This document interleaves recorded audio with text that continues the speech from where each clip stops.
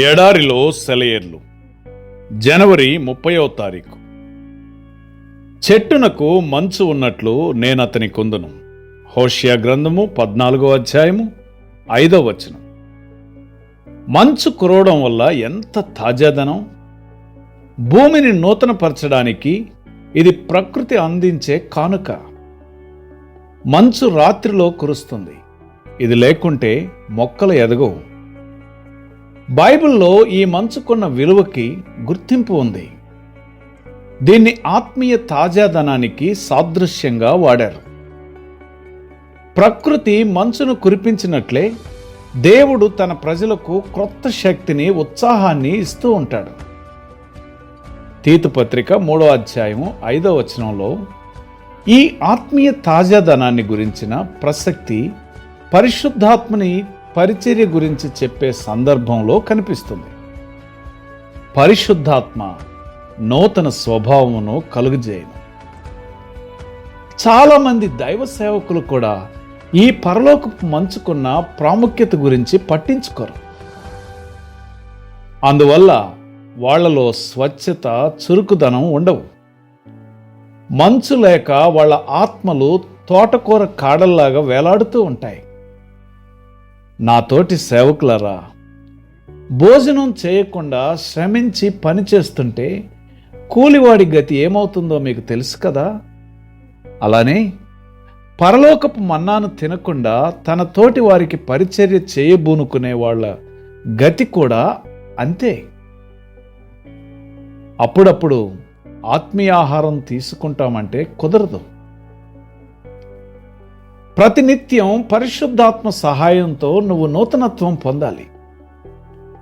నీలో ప్రతి అణువు జీవంతో ఉట్టిపడుతూ ఉరకలేస్తున్న స్థితికి, నువ్వు నీరసించి కళ్ళు తేలేసిన స్థితికి తేడా నీకే తెలుస్తుంది కదా.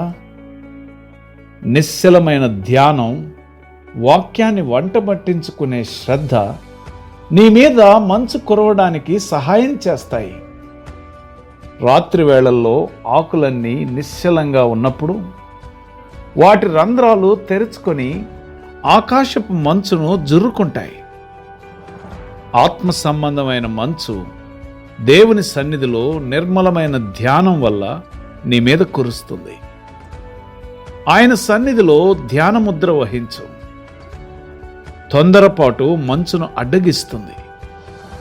నీ ఆకులన్నీ మంచులో తడిసేదాకా ఆయన సన్నిధిలో వేచి ఉండు. ఆ పైన నీ విధి నిర్వహణకు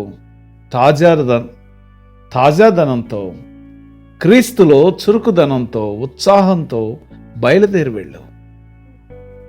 వేడిమి గాని, గాలి గాని ఉన్నప్పుడు మంచు కురవదు. వాతావరణం చల్లారాలి, గాలి స్తంభించాలి.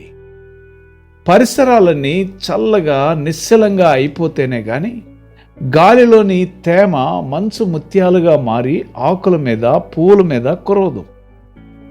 అలానే మనిషి హృదయం కూడా ఆ ప్రశాంత గంభీర ముద్ర వహించి మౌనంగా, నిశ్చలంగా ఉన్నప్పుడే పరిశుద్ధాత్మ ఆ హృదయంలోకి దిగి వస్తాడు. నీ నిశ్చలత్వపు మంచు కురిపించు ప్రభు. నా అసహనాన్ని ఖండించు.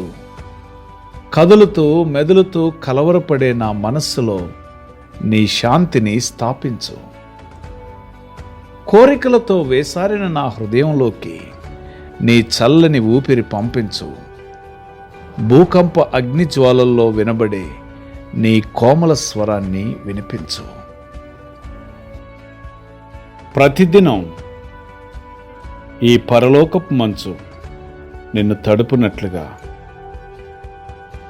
నీలోని ప్రతి అణువు జీవంతో ఉట్టిపడుతూ ఉరకలేసే స్థితికి నీవు చేరినట్లు పరిశుద్ధాత్మ దేవుడు నీకు సహాయం చేయనుగాక. ఆమెన్.